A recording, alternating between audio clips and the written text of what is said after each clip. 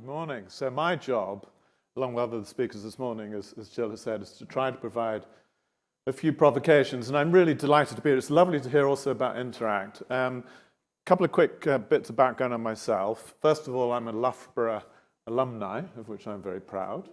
I'd studied ergonomics back in the day, and ergonomics, I can't think of a more relevant subject in the modern era because it is about humans interacting with machines and technology. And I have to say that education I had at Loughborough all those years ago has been part of a guiding light through my career. I spent 30 years in consulting at Accenture, and my last 8 years or so there was running their global business all around people, HR, organizational strategy, leadership, and all the people side of business. And over the last 10 years or so, I've been running the CIPD, so the professional body for HR and people development. And one of the things that I believe very, very strongly in is that we've got to bring academia and research and evidence more into practice, and it's got to work both ways. So an awful lot of what's already been said, what Mel touched on, is absolutely about collaboration, bringing thinking and bringing ideas together, because we are not going to solve the problems and the challenges and the opportunities of the future unless we're able to think together and think holistically. So as I said, my job is to just give you some thoughts and some provocations, a short subject, the future of work. It should only take me about 5 minutes. But the future of work is, in my experience, really started to be debated about 10, 15 years ago. I don't remember in all the time I've been in business and people talking a lot about the future of work. But the reality is there are a lot of drivers, and people talk about us being in almost a perfect storm of different things that are influencing the future of work. And you can see from various surveys just how much people think, how business leaders think that we're in the midst of very, very significant change, a real inflection point in how we have to think about business, how we have to think about people, technology, and all these other things, and how they come together. And they are a lot of big changes which have been driving the future of work for a little while, and they are impacting the nature of work that we do, the jobs we do. They're certainly impacting the workforce, not just in terms of skills, but attitudes which are changing and beliefs and views about what work should be. And of course, even the workplace itself and our working environments. And there are many things that have been driving. It's not a single thing, it's many things, which is why people talk about a perfect storm. First of all, as Mel's already touched on, actually, things like geopolitics. I mean, I grew up in a world of working in business in the 90s and noughties where it was all about globalisation. It was all about, you know what, we can build our supply chains wherever we want. We've got markets which are open to in any country in the world. I remember saying on forums and platforms, apart from North Korea, I couldn't think of many places you couldn't go and do business. And we created these long, lean supply chains. We were looking to outsource things cheaply. And then, of course, we started to see the emergence of China and India and other countries saying, well, we're not just here to be the cheap provider to you. We're going to innovate and we're going to compete. And they do, and they are. But, of course, there are other things that have really driven the agenda in recent years. And I find it astonishing when I look back and think where it seemed that the world was heading to see where we are now. And that it feels like globalisation has had the handbrake pulled on it very sharply. And a lot of the debate around the world now is about, I've got to protect my national interests. I've got to look after my own interests. I've got to secure my supply chains, maybe even by reshoring stuff that 20 years ago we'd moved to somewhere else. And that is not clear to me, or I think anybody, what is the destination for all of that. And it's troubling. And of course, it's influencing how businesses have to think about their business models in ways that they weren't thinking about in recent years. And national policy is impacting that. And it troubles me also that in this country, we don't have clarity of an industrial strategy and where we're headed as a nation. And we need that in a world that is changing as fast as it is. And we all have agency and ability, I think, to influence that. There's also social and demographic change, and it's not just the younger generations. I mean, again, we talked about Generation Y, the millennials coming into work and with different attitudes and views as to what they expected at work. And I remember interviewing lots of these people, not least graduates at Loughborough University when I was at Accenture, interviewing what became the Gen Ys, and they were saying to me things like, well, I know you just put up a presentation telling me how much I can earn, but do you think I'm really interested in that? I want to know what your purpose is. What are you here to do? And what are you here to do that's good for the world? And why would I want to do and work for you in a way that if I can't see how that links to my values and my purpose, why would I want to work for you? And then they came into work and they started asking a lot of questions. So it wasn't just Generation Y, the letter Y, it was Generation WHY. Why do I have to do this? Why can't I have your job? And then along came the digital natives, the Gen Zers, and now they're in our workforce, and they're also with slightly different views of the world. They're impatient to move on. They've grown up with technology, and they get very frustrated when they come into organizations and see that we're still tapping with one finger on a keyboard, or they can't access the internet because somebody's told them not and they're not allowed to, or they can't access ChatGPT because somebody's decided the strategy for that company is to block stuff like that, and that is not a strategy. And then it will frustrate the future generations of our workforce if they can't engage with us and help to co-create the future, which after all is going to be their future as well. And of course technological change, which is massive and hugely influential on our thinking. And then it's all been reinforced by a bunch of crises as well, which are acting as catalysts. And one very obvious one, of course, is the pandemic. I mean, I've been talking for a long time about the idea that our working patterns would change. Our working patterns that have barely changed since the industrial era of 9 to 5, Monday to Friday, which was built on a model of us working in factories, seemed to be and was the prevalent model. And then along comes the pandemic and has forced us to rethink a lot of that and said, you know what, we can work in a different way. And it's not just the pandemic, it was because the younger generations are demanding it as well, saying, why couldn't I work in a different way? Why do you only assume that I work best between 9 and 5 in an office? What about work-life integration? What about inclusion? What about these people who can't access work and you're telling them they still have to come into the office and they're saying they don't want to or they can't? So all of these crises that are going on are acting as catalysts behind the big trends that I think we've been observing for a number of years. And of course, there are a lot of things happening in today's world right here and now which are confronting organizations and confronting us all as individuals. Inflation, cost of living increase, which has driven industrial action of the kind that we haven't seen for a long time. We've got obviously a lot of uncertainty, a lot of change. We've got job vacancies and skills mismatches. We've got concern about the progress on things like diversity and inclusion. We've got a lot of concern about things like we have created a world of work that is creating more stress, not less stress. And again, you sort of look back over history and say, how is it that we got to a point where work is not always good for people, where it is stressing people out, where mental health has now become one of the biggest agendas in business everywhere about what is work actually good for us? And these should be things that are driving the future and the principles that should shape our future.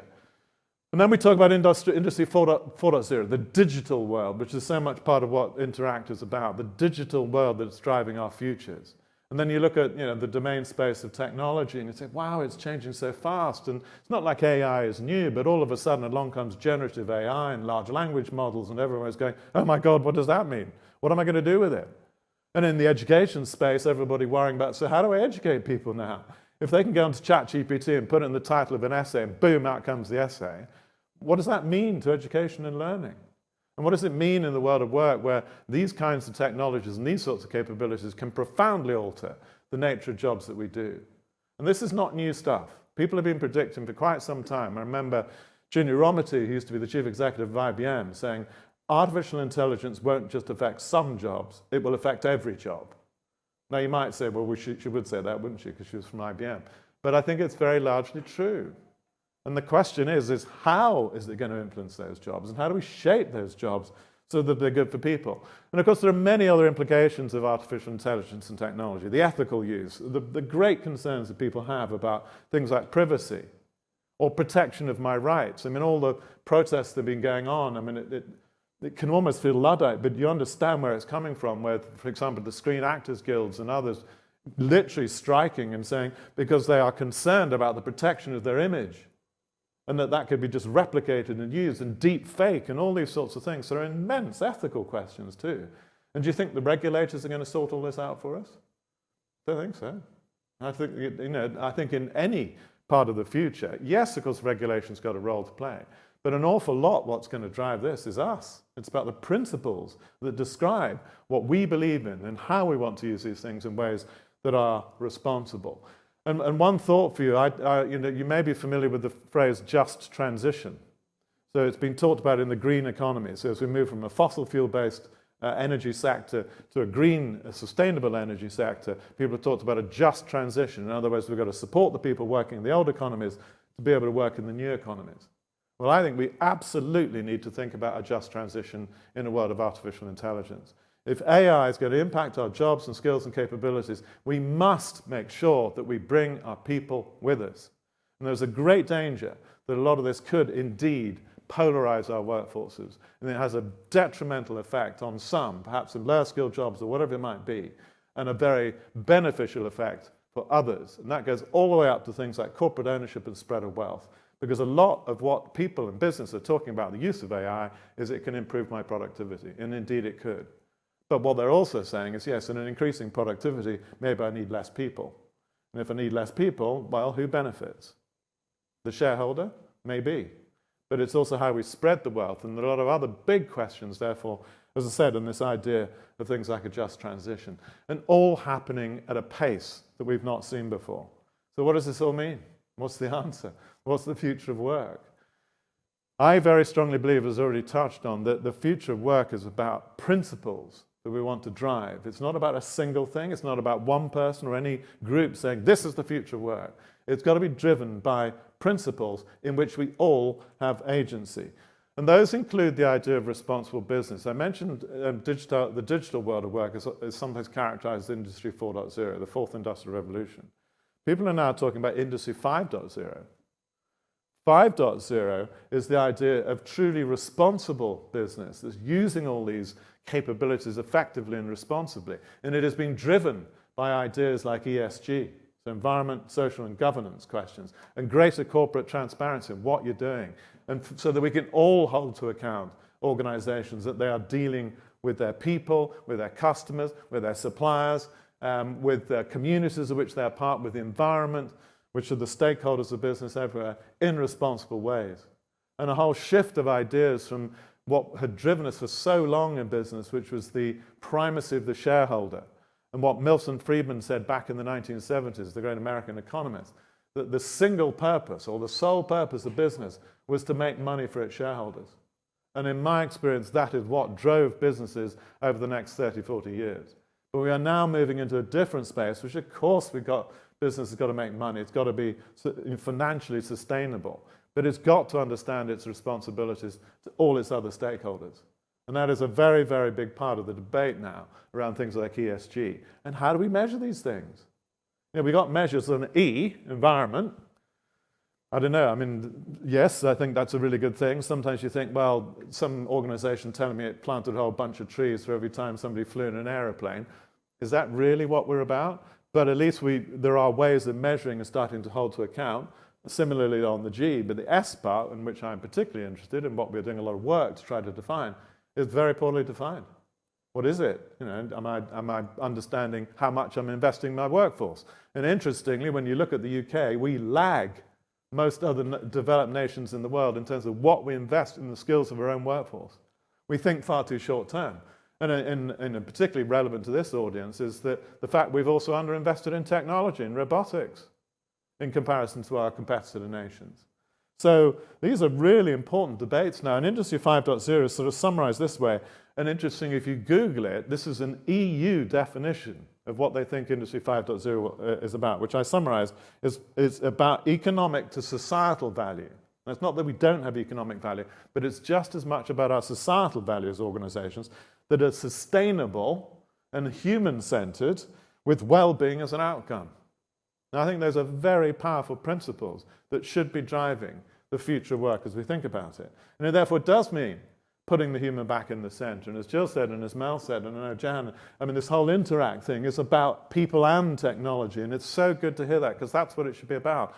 And as I've already touched on, the expectations of our workforce are very different. They expect to have voice. They expect to be involved in the debate about the future of work and their jobs and all these sorts of things. They expect to be empowered. They expect to move away from corporate cultures that have dominated for so long of command and control, where managers and leaders say, my job is to tell you what to do and your job is to get on and do it. To say, well, yeah, that's very interesting, but why don't we all sort of share our ideas? Because if you as a boss think you know everything, then you're deluding yourself, let alone anybody else. And in a very uncertain world where things are changing fast, we have got to engage our people in very different ways. But we talk about things like work-life integration I touched on, and compassion. Actually, do we care for our people at work? And we have a duty of care as employers. And what does that duty of care mean? Well, it means listening to them. It means understanding things like their well-being. And it absolutely means things like understanding things like inclusion. And of course, as I've already touched on, shifting the ways we work. I mean, a lot of people look back at the history of work, and as I said, came from pretty much the industrial era. And Henry Ford, who when people said, well, how did we end up with a 5-day working week? And I said, well, I don't know. I remember once saying, was it written in the Bible? And somebody put their hand up and said, you don't know your Bible very well because God stopped work on the 6th day. But the fact is that we've had these working patterns for a very, very long time. And yet they had people like John Maynard Keynes back in the 1930s suggesting that by now we'd be working 15-hour weeks. Because he said that there's a finite amount of stuff that needs to get done and we will get more productive, so we'll all be able to do it in less time. Do you think that's emerged? No, we're actually working harder. And many people work in 15-hour days and then 15-hour weeks. So one of the big things that people talk about now, of course, is, well, maybe this will liberate us, this technology, make us more productive so we can work less hard. I saw Jamie Dimon, who's the chief executive of JP Morgan, saying yesterday that he thought there was no reason why we couldn't end up with a 3.5-day working week. Now, that's coming from a guy who probably works 3.5 days in a day, and an organization is very pressured on its people in terms of their working hours. So it is about a shift to a lot of different ways in which we can work. And as I've already touched on, that's good for people, it's good for well-being, it's good for inclusion, and it should be a big part of the future of work. And it has been catalyzed by the pandemic. And I think that's very exciting and something we need to embrace, but we are still learning in many ways how to do this. And inclusion, which we've talked about for such a long time, and it is a business essential. Yes, it's doing well by doing good as well. It's so societal value, but it is a business essential. No business can survive unless its ability to attract and retain the diversity of talent and skills that it needs. It will not survive. And the reasons for it are not just because I need to access that diversity of talent and skills and fill my jobs. It's because I know that the more diversity I have, the more innovation that comes from it. And the more that my organization represents the customers and communities of which I am part. We are all part. And that, to me, is a very big part of the demonstration of economic link to societal value as well. And then well-being, as I said, I mean, this is a subject I spend a lot of time on, I sit in a lot of forums on, and the reality is, to me, if you wanted to look at one of the key outcomes of the future of work, it's got to be well-being. That work should be good for us. Work and the future of work is human. And whatever we create in the future of work around jobs and use of technology, we've got to understand, is this good for people?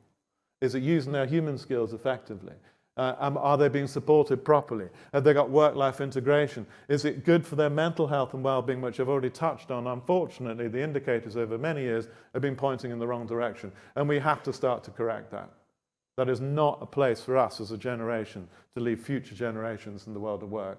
And we have, I think, a collective responsibility. And we've seen through many surveys that we do as the CIPD that, for example, that headline figure at the top, that sickness absence is the highest it's been in a decade in the United Kingdom. And that is not good. And the biggest reason for long-term absence from work, besides things like COVID and long-term illness, is stress. It's stress. And as I said before, how have we created a world of work that it seems to be driving more stress and not less? Which is why, as I said, I think it's got to be a critical outcome of the future of work. And then there's lots of debates about the skills we need. You know, we've focused so much in the past about job and technical skills, and then we're saying, gosh, you know what? And I've seen stats that suggest things like the half-life of job skills is maybe 4 years or less. In other words, half my job skills are going to be out of date. So what is it that I'm recruiting for? And what we've seen more and more organizations saying, you know what I'm recruiting for now is I'm recruiting on attitude. And I'm recruiting for these kinds of competencies. I want people who can collaborate, who can think critically, who can innovate and work together, who are good at collaboration and working with others, who have that cognitive flexibility and ability and willingness to learn, because they're going to have to learn throughout their lives. And the idea of education, and many young people still thinking, well, not young people, older people as well, thinking, well, thank goodness my education finished when I left university. Well, no, it didn't, and it never will. And we've got to support lifelong learning, and we need to attract and retain people who have that affinity and understand that they have curiosity and that they want to learn. So now what we're seeing is organizations increasingly recruiting for these things and then building better capabilities, which we need to within organizations to upskill and reskill and retrain people as the nature of the jobs change themselves. And indeed using artificial intelligence to enhance the learning experience of our people. And I think that, learning capabilities within organizations is a central idea of agility and adaptability that we talk about so much. And of course, many implications for leaders and managers. I love this slide because, and I've used it many times, walking around with a sign on my back saying, how's my managing? And I use it to remind leaders that, yeah, that is exactly how your staff and your workforce look at you, and they're wondering how you're managing them. And they will comment on it. And if you don't listen, they might even put it on things like Glassdoor if you're particularly lucky. So the reality is that leaders have to be more transparent. They have to be more open. There is expressions like you've got 2 ears and 1 mouth. Use them in that ratio. We've got to be more humble as leaders and recognize we do not know all the answers. And I've listened to leaders many times over the years where they said, look, I've seen all this before, and this is what we're going to do, and there's my vision and direction for the future. Yes, we need a vision and direction. But to think that we know all the answers because we've seen it before, as I said before, the only people that you're deluding, or the only person being deluded by that, is that individual themselves. And the younger generation will look at you and say, you're deluded. And then they will go Google it to prove, or use ChatGPT now, to go prove that you're deluded. So it has lots of implications on leaders and managers in that sense. But the other point that I want to make about this is we have got to train our managers better in terms of how they manage people. And we have not done that. We've promoted people for their excellence, their job excellence, their technical competence. And then we haven't worried enough about, yeah, but are they any good at managing people? Are they bringing their people with them, or are they leaving wreckage behind them? And the reality is that has to shift. And we have to train managers to deal in a world where their teams are not always visible, they're working remotely, they're much more diverse than they were in the past, they have far higher expectations than we had in the past. You can't just tell them what to do and they're going to say yes or no sir, and go and do it. They want to engage, and managers have got to learn how to do that. So profound implications in all of that. And then finally, in terms of principles that I think is very important as we think about the future of work, and I touched on many aspects of this, is all right, what does a good job look like? Now, you all know, right? If you sat back and think of all the jobs you've had or the jobs you have now, what are the things that make it a good job? And I talked about most of them already, things like having a voice, feeling empowered, feeling that I'm not being controlled by a whole bunch of rules or just being told what to do and not being allowed to ask, why am I doing that? So links, as I said, to things like purpose, making sure that the job is also using my skills effectively and supporting my development and progression, because I want to learn through the job. And we know that all of those features of good work have been well tested and researched. And we now need to embed those principles into any job that we design for the future as we use technology to change those jobs, making sure, as I said, that the future of work is human, and that the future of work has got to be about good jobs and quality jobs which are inclusive and fair and all the other things which we know are so important. And last but not least, well-being. So that's more than enough from me. Hopefully a few sort of thoughts and provocations there. I think, to put a positive point on all of this, I think we're in an incredibly exciting time. But we just have to step back, and I think it's already been said from this platform, think holistically, think collectively, bring the different disciplines together so that together we can shape a positive future of work for our children and our children's children, because we are at an inflection point. So thank you very much.